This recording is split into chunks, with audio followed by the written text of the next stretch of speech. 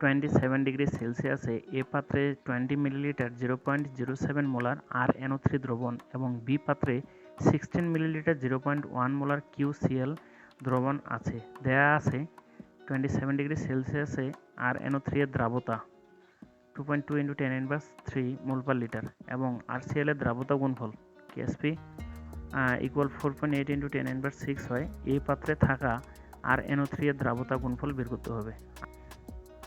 RnO3 এর দ্রাবতা গুণফল বের করার জন্য আমাদেরকে RnO3 কে বিয়োজিত করতে হবে। RnO3 কে বিয়োজিত করলে আমরা পাই, যেহেতু এখানে নাইট্রেটের যোজনী 1, সুতরাং R এর যোজনীও 1, সুতরাং আমরা লিখতে পারি R+ এবং NO3-। তাহলে এর দ্রাবতা S হলে এর ঘনমাত্রা হবে S, এর ঘনমাত্রা হবে S। অতএব KSP এখানে দেওয়া আছে RnO3 দ্রাবতা মানে S এর মানটা দেওয়া আছে, S = 2.2 × 10⁻³ মোল পার লিটার। আমরা KSP সূত্র জানি, KSP = R+ × NO3-। তাহলে এখানে R এর ঘনমাত্রা S এবং NO3 এর ঘনমাত্রা S। S কি হবে? S²। আমরা এখানে লিখতে পারি 2.2 × 10⁻³ এর উপর যদি স্কোয়ার দিই তাহলে অ্যান্সার আসবে 4.84 × 10⁻⁶। এটাই অ্যান্সার। ঠিক আছে, আচ্ছা। এবার আমরা 2 নম্বরটা করব। এ পাত্রের দ্রবণে বি পাত্রের দ্রবণ যোগ করলে কোনো অধক্ষেপ পড়বে কিনা তা গাণিতিকভাবে বিশ্লেষণ করো। প্রশ্নে RCl3 এর দ্রাবতা গুণফল KSP এর মানটা দেওয়া আছে, সুতরাং আমরা RCl3 এর KIP এর মানটা বের করে দেখব KSP এর মানটা থেকে ছোট হচ্ছে না বড় হচ্ছে। যদি KIP এর মানটা RCl এর KIP এর মানটা বড় হয় তাহলে আমরা বুঝবো যে RCl এর অধক্ষেপ পড়বে, আর যদি মানটা ছোট হয় তাহলে অধক্ষেপ পড়বে না। প্রথম পাত্রে রয়েছে 20 মিলিলিটার 0.07 মোলার RnO3 দ্রবণ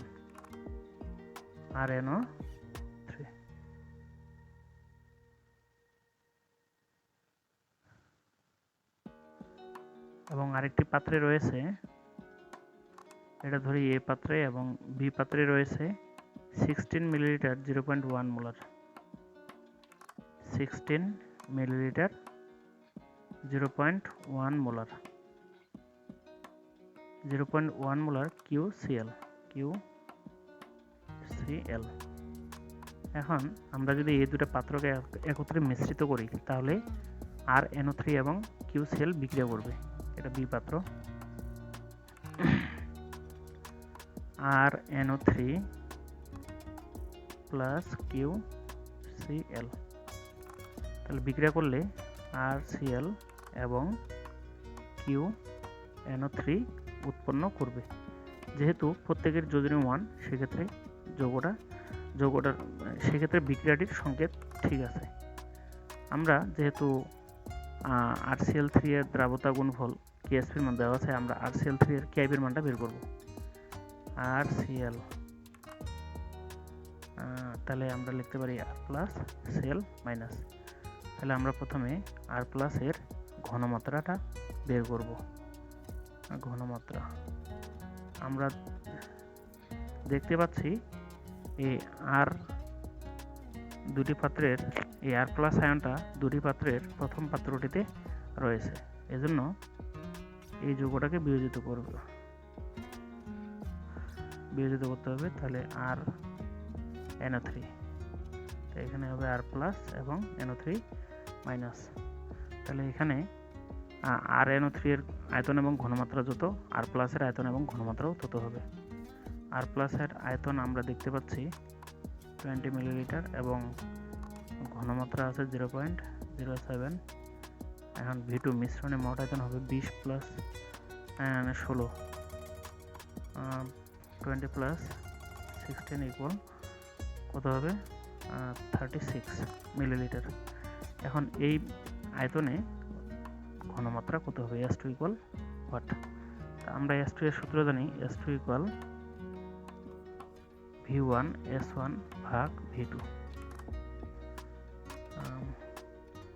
V1 এর মান 20, S1 এর মান 0.07 আর V2 এর মান 36।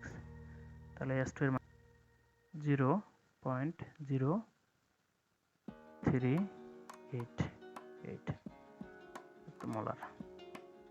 ঠিক আছে, আমরা এখন Cl এর ঘনমাত্রা বের করব।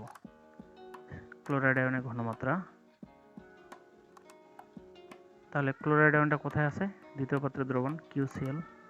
আমরা এটাকে বিয়োজিত করি Q প্লাস Cl মাইনাস।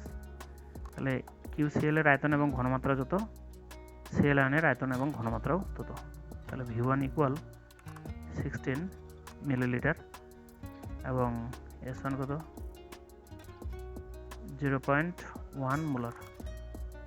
আর V2 হবে মিশ্রণের মোট আয়তন 20 প্লাস 16 36 মিলিলিটার। S2 কত? S2 equal what? আমরা জানি S2 ইকুয়াল V1 S1 ভাগ V2। V1 এর মান হবে 16, S1 এর মান 0.1 এবং V2 এর মান 36, 0.0444।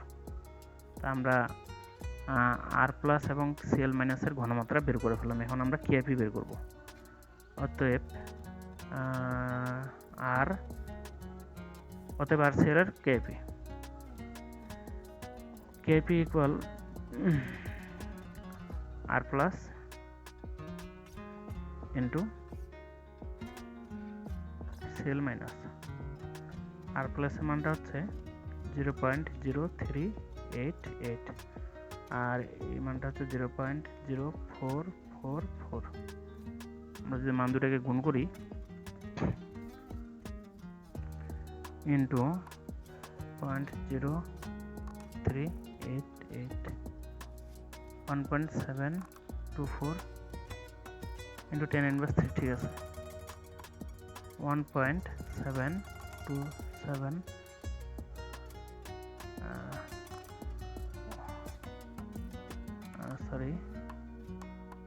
1.724 ইন্টু 10 ইনভার্স 3। এখন আমরা KSP এর মানটা থেকে লক্ষ্য করি যে এখানে আছে 4.8 ইন্টু 10 ইনভার্স 6 আর এখানে কত আছে? 10 ইনভার্স 3। তাহলে KIP এর মানটা বড়। যেহেতু KIP এর মানটা বড় KSP থেকে, সুতরাং RCl এর অধক্ষেপ পড়বে। আমাদের প্রশ্নে বলা আছে কোনো অধক্ষেপ পড়বে কিনা। তা আমরা যেহেতু RCl এর অধক্ষেপ পড়ে, আমরা এটুকু দেখা দিলেই হয়ে যাবে যে RCl এর KIP এর মানটা যেহেতু বড়, এজন্য অধক্ষেপ পড়বে। বন্ধুরা, আশা করি বুঝতে পেরেছো। যারা বুঝতে পারোনি অবশ্যই কোন জায়গায় বুঝতে পারোনি এটা কমেন্ট করে জানাও। আর আমার ভিডিওটিকে যদি ভালো লেগে থাকে একটা লাইক করবা। যারা এখনও চ্যানেলটিকে সাবস্ক্রাইব করেনি আমার চ্যানেলটিকে সাবস্ক্রাইব করে রাখেন।